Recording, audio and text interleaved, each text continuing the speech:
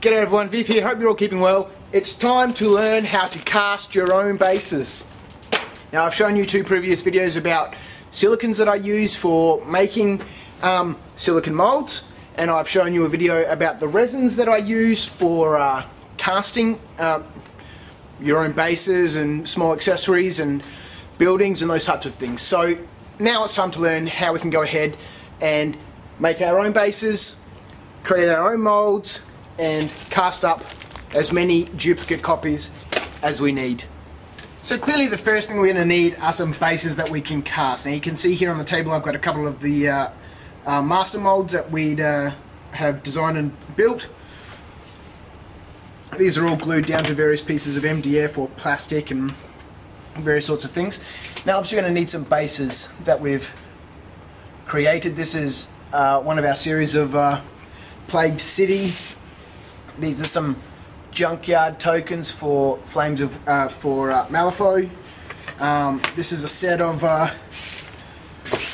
small, medium and large slate bases. These are all round sloped bases, but the concept in this video is the same for whatever type of base you're casting, whether it be the ones that War Machine and a lot of skirmish games like Malifaux and stuff use with the round shouldered bases, or you're doing a round base for 40k, or you're doing a square base for fantasy. The concepts are all the same.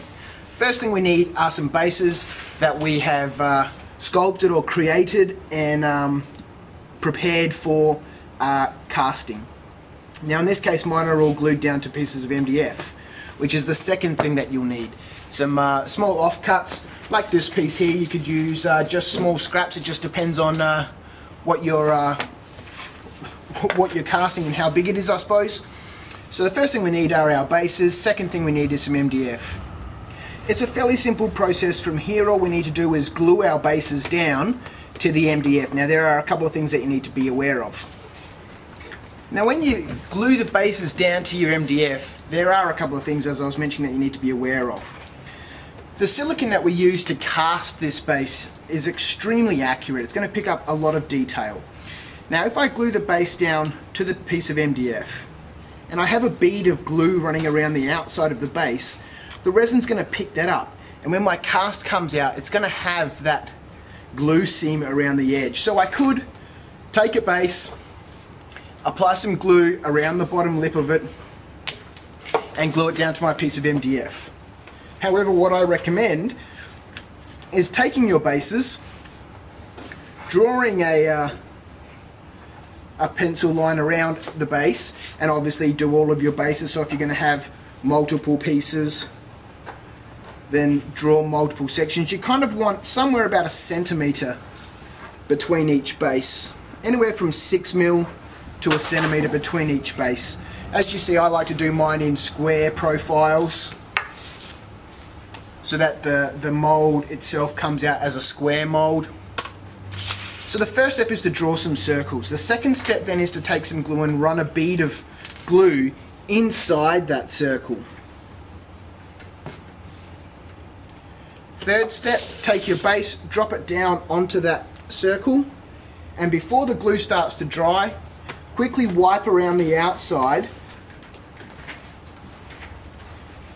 with an old rag. Now don't use something that's tissue or something like that, it's just going to get caught in the super glue and rip. So this way now I've got a nice strong connection between my base, the glue and the MDF, and that base is going to hold on there nice and securely, and I don't get that bead of glue running around the edge of the base. So that's how we prepare our mold master, or how we prepare our bases for gluing down to the piece of MDF. Next step after this is to build a box around the outside, a mold box. And you can see on this one here the discoloration between the MDF. This is obviously where my mold wall had been built up around, and this is where the silicone had been touching the MDF surface. Now for this series I'm going to cast up these 40mm bases, also these 60mm bases, the round sloped slate bases, for which I've actually used some pieces of slate and filled in the gaps with a modelling putty. I already have this mould, but it's small enough for me to do the demonstration. Now to build a mould box around the outside of this, I like to use Lego. Lego's the easiest thing to use. because I can build all different shapes with it. So I've got a whole box full of different sorts of Legos, different sizes. They're all just your normal block Lego, like Lego used to be when I was a kid. None of this fancy kit Lego and all that sort of stuff. Just normal Lego. And I'm going to go ahead and build a box around this so that my pieces are about 1 centimeter away from the edges of the mold box. So I'm just going to go ahead and continue building this box all around.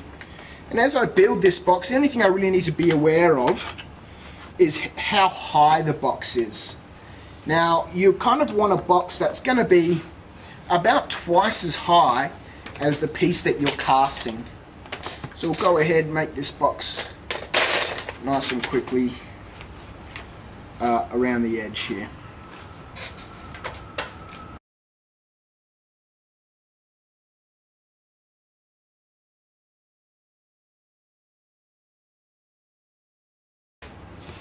So there we go, I've built a box that's going to fit around the outside of my piece that I'm casting. Now you can see I've used two heights of, or two Lego blocks high, and if I put that next to the piece, you can kind of see it's about twice as high as the base. This gives us enough room to pour the resin in top without it pouring out the top of the mold. Now that I've got my Lego box made and it fits nicely around my pieces that I'm about to cast, I need to then secure this Lego frame onto my MDF so that resin or the silicone doesn't seep out underneath my Lego. And I simply use a couple of drops of super glue. I don't want to glue this permanently to the MDF, I just want a couple of drops. So I just put a few drops, just very small drops, on the Lego. That's just going to help secure it down, but yet at the same time still allow me to take it off of the base. So we'll let that sit there for a little while. The super glue will just gently tack the Lego to the MDF. Whoops. Give it some time to cure. So I'm going to let that sit there for a couple of minutes, and pretty soon we'll have an MDF base with some bases glued onto it and a Lego wall built around the outside and glued down. Now if you don't have any Lego or sufficient Lego to cover around the box, the pieces that you're molding and building your mold box, you could always use some foam core or some cardboard, use a hot glue gun to seal that cardboard down onto your MDF to create a wall around it. Essentially all we need here is a wall around the pieces that we're going to cast, so we have something into which we can pour our silicone in top. Right, so now we've got our mold box prepared, our MDF with our bases on it, and our Lego wall built around the outside. The Lego wall is glued to that piece of M, just gently tacked so that I can break it off afterwards. Next thing we need is some mold release agent. Now this step's not really mandatory, but it can help. It just depends on what you're casting. So anyway, I've got some 605 here. There's plenty of products that you can use. All of them do exactly the same thing. They're just different brands. But this one I had at hand, so this is the one I'm using. I've got several others, but as I mentioned, you can use different sorts of brands. Essentially all we're doing is just spraying a light lubricant, I guess this is, onto our mold piece. And we just give it a light coat. Now we just need to allow that material, that spray there, to evaporate out so that it leaves behind the chemicals that's going to help our silicone not stick to the MDF. It shouldn't stick to our bases, but it shouldn't also stick to our MDF. That's what that preparation is sprayed on there for.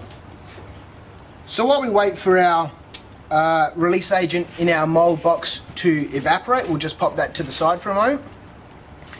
We need to figure out, here's the mold of those slate bases by the way, we need to figure out how much silicone we're going to need to fill this mold box. Now here's the original mold. As you can see, it's obviously the same size as the box that I have here. Most of my bases are, I have about 1 centimeter thick mold. Now for most things that have a relatively shallow profile, that seems to work fine. Obviously anything that's higher or taller, you're going to need to have a deeper depth of silicone. So how did I know how much silicone I needed to prepare to pour into this mold box? It's fairly straightforward with the silicone that I use. Now I use something called Ultrasil from Barnes here in Australia, and Barnes silicone has a specific weight per cubic centimetre. So to find out how much silicone I need to mix up, I measure my mold box. So I've got my calculator here, my tape measure, and I simply measure up to find the volume of this box. Now if you remember your maths, volume is length. In this case it's 12 centimetres by 6.5 centimetres times 6.5 times the depth. Now I want my base to be about, or my mold, to be about a centimetre thick. Let's just measure this one. That's about 1.5 centimetres. So we'll say times 1.5 equals 117. Now Ultrasil has a specific weight per cubic centimetre, so this volume here is 117 cubic centimetres. Ultrasil, as I mentioned, has a specific weight, and to find out how much of that I need to pour in here, I divide that volume by 1.16. And it tells me I need about 100 grams of silicone to fill this mold box. Now, that takes into consideration I don't need to worry about the volume of my piece that's inside here. I'm just worried about the box. Now I struggle with the maths in the beginning. Okay, well the volume of this box is 117 cubic centimeters, and what about the volume of the piece inside here? Don't I need to subtract that from the total value, etc.? No, in my experience, with this silicone anyway, take the volume of the box, divide it by 1.16. It tells me I need 100 grams. I'll mix up 100 grams, and when I pour it in here, it's perfect, bang, spot on every single time. The volume of whatever is in here doesn't seem to make any difference. So I'm going to go ahead and we'll mix up. This still needs to evaporate a little bit longer, but we'll come back and mix up our 100 grams of silicone. So now whilst we wait for our release agent to evaporate out of our mold box, I'm gonna, now that I have waited, I'm gonna go ahead and mix up my silicone. Now, as I mentioned, I use something called Ultrasil from Barnes. It's most silicones are a two-part product. In this case, with this product, I need a 10-to-1 ratio. So I needed 100 grams of silicone, which is in this big white tub. And this blue agent, which is what turns our molds this blue color, is the hardener. So I need 100 grams of silicone and 10 grams of my hardener. Now I use a electronic scale to weigh those measurements out. Excuse me. You could use alternate methods. You could do it by, actually no, this is the easiest way, and this is the way that I do it, so it's the way I'm going to explain. So I'm going to weigh out into this plastic food container. Now I use plastic food containers because they're easy to clean and they're reusable. And I use a spatula for mixing the silicone and the hardener inside this container, because the spatula is obviously going to give me a nice, good, solid seal against the edges of this plastic container. So I'm going to weigh out into here using my electronic scales 100 grams of this silicone. Now I know that this weighs 65 grams because I've weighed it and I've done it hundreds of times. So all up total on this scale that I've got here, I'm going to have 165 grams of weight. 65 for this and 100 for this. You could put this on your scale and tar it so it's 0 and then put 100 grams in here, but my electronic scales switch themselves off after a while. They're kind of a pain in the ass, so I'm just going to do 165 grams inside this container and then weigh it out. Once I'm at 165 grams or thereabouts, I know I need 10% of that weight minus the weight of this container, which is 65, of this blue hardener here. So I simply put my spatula in there, twirl it around and then wipe it off on the edge. And I'm going to do this until I've got about 165 grams of total weight.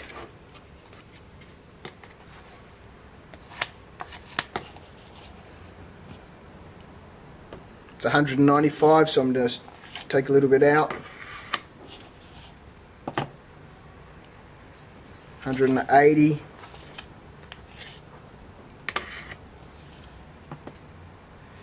Now if I've got a little bit more, it's not too much of a problem as long as my mold box is high enough so that my silicone as I pour it in doesn't come pouring out, or I could just chuck away the excess.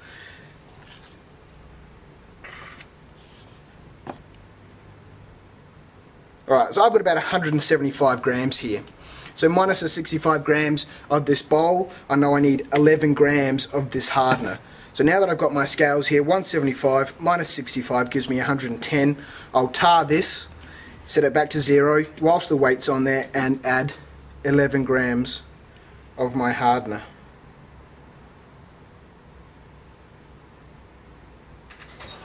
Now too much of this hardener and your mould will become a darker bluer than it should, and it will also set a lot faster than it should, meaning that you may not have enough time to actually cast your mould. So now this process, the reason why there's two completely different colours is so that I know that I have a good strong mix of these two once my mixture is completely mixed. Now just bear with me for half a second. I'm going to take my ring off because for some reason it hurts when I'm mixing resin, and I've left it in the workshop a couple of times and my wife's asked me, where's the ring gone? Okay, so I'm just going to go ahead and give this a good thorough mix. At this point I'm not too concerned about mixing air into here or air bubbles. You could spend hundreds of dollars on degassing equipment and all that sort of stuff, but for this intent and this purpose I've never found it really necessary. So I'm just going to go ahead here, make sure that my mix is completely done, taking out all the material off the side, getting underneath it, making sure that there's no white and there's no dark blue left. Now this should only take sort of a couple of minutes. As you mix the hardener into the silicone, you have a working time before the silicone really starts to set of probably around, actually what is it with this one? Blah, blah, blah, blah. It doesn't say, but it doesn't say on the packaging, but it's around about 10 minutes or so before the silicone really becomes tacky. So there we go. I've got a reasonable consistency here. I'm pretty confident that everything is mixed nice and well inside that bowl. So at this point I'll set aside my silicone and set aside my scales, and we're actually ready now to make our mould. From here it's a fairly basic process. I simply just want to take my silicone that I've mixed up here and pour it into my mould. Before I do that, I take a disposable brush. Actually, I better put this back on before I forget. I take a disposable brush, 60 cents from the craft store. Now this is a stiffed bristle pig hair brush, and I brush a little bit of silicone onto my piece that I'm casting. I poke it into all the gaps. That's going to help alleviate bubbles on my mold piece. I do it every single time. For very flat pieces like this, it's not really necessary, but for pieces like this junkyard mold that's got very fine detail and small grates and small pieces, and you can see on which piece, this piece here, this cross mesh, and a lot of stuff that has a lot of fine detail. If you just go ahead and pour your silicone in there, unless you have a degassing chamber and all that sort of stuff, you're going to get air bubbles in there. So I take a disposable brush. You can see that the air bubbles are rising to the top of this already. I take a disposable brush and just brush on and poke it around the entire base piece. Now I'm not too concerned about the base of the mold, the MDF. I just want to get it into all those nooks and crannies that perhaps might get missed if I just go ahead and pour the silicone in there.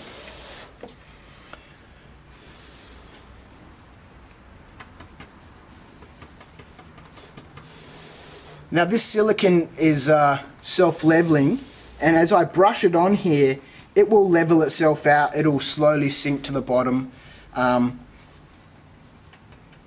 So it's going to, this process is certainly going to help a lot with filling in those small gaps. Undercuts, I've got a small undercut here on the piece that I'm brushing where the slate comes over the edge of the base. So I'm brushing it backwards, and then I'll stick the brush in there to poke that resin underneath, sorry, the silicone underneath.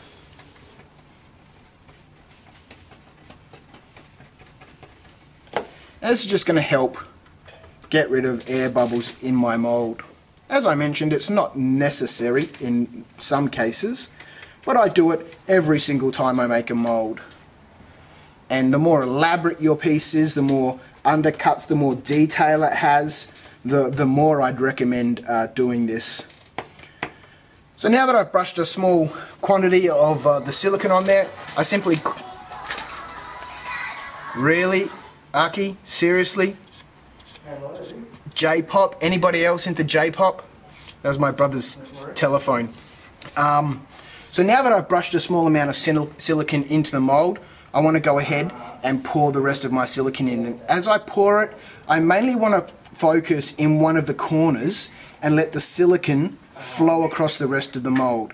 As I get more silicone in one part, I'm fairly confident that I'm not going to create more air bubbles in the piece, and I can push the piece along. Now I start quite high, and I just let a nice narrow stream filter into my mold.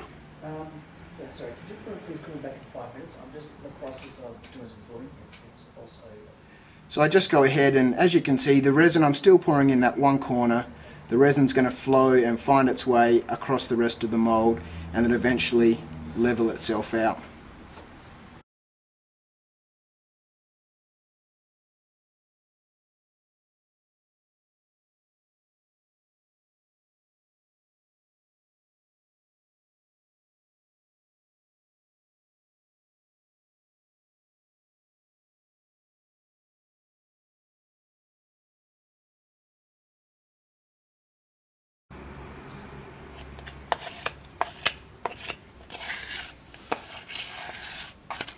You can see now I'm scraping the very ends of what's in this bowl here, and that 100 grams is absolutely perfect.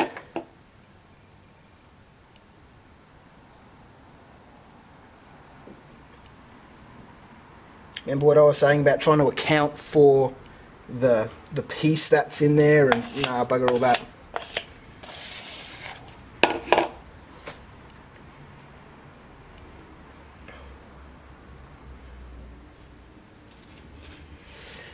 There we go. Now, normally I'd wipe this straight away with some paper towels. It's a little bit easier to clean this whilst the silicone's still wet rather than waiting for it to dry, but I'll just set that aside for the moment. That mold has leveled itself out already. There's air bubbles coming to the top. Excuse me.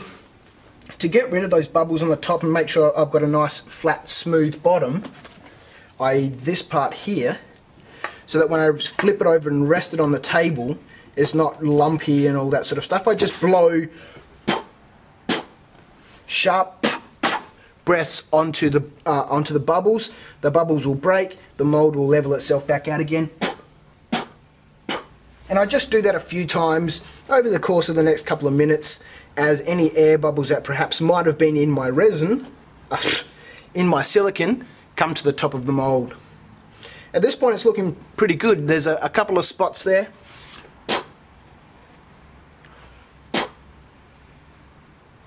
But they'll be absolutely fine. Now, Ultrasil has a demold time or a cure time of around about 6 hours. I have demolded a little bit sooner. Normally I try to leave it overnight, so at this point we need to let this mold sit here for at least 6 hours for it to cure. Some molds are, again, from Barnes, like Pinky Seal, which is a pink silicone, or it has a pink hardener with it, slightly different silicone formula. Sets a lot faster. That sets in about 20 minutes. But I use the Ultrasil for most of my bases. It's a little tougher, it's a little stronger. As you can see, it's quite flexible. Pinky Seal's used for similar purposes. It has different properties, but for casting bases, a general purpose silicone, a general purpose RTV silicone, a room temperature vulcanizing silicone will be absolutely fine. So at this point we need to leave this here and come back in a few hours. Right, that's the first part. we've prepared our bases, we've made them. I didn't show you how to go ahead and sculpt bases and make bases in this video. That's really up to you. Glue different things to it, use various putties and all that sort of stuff, create your own bases. Once you've done that, glue them to a piece of MDF. The technique that I showed you worked best for me. Rather than trying to hold the base and put glue onto the base and then put it down and then wipe it off, you end up getting glue all over your fingers. It's a lot easier to put the glue onto the MDF, drop the base down on top and then wipe off the excess glue. Build a wall around the pieces. Now I use Lego. It's flexible in the fact that it allows me to build lots of different shapes. Lego doesn't bend. It's not that type of flexible. It's flexible that allows me to create different sorts of shapes. Half a second.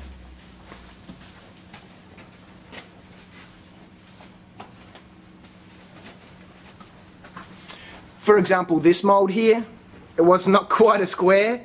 There's no point boxing off the wall to here because I'm just going to waste a whole bunch of silicone. So the Lego allows me to create random shapes if I need to. It's also reusable.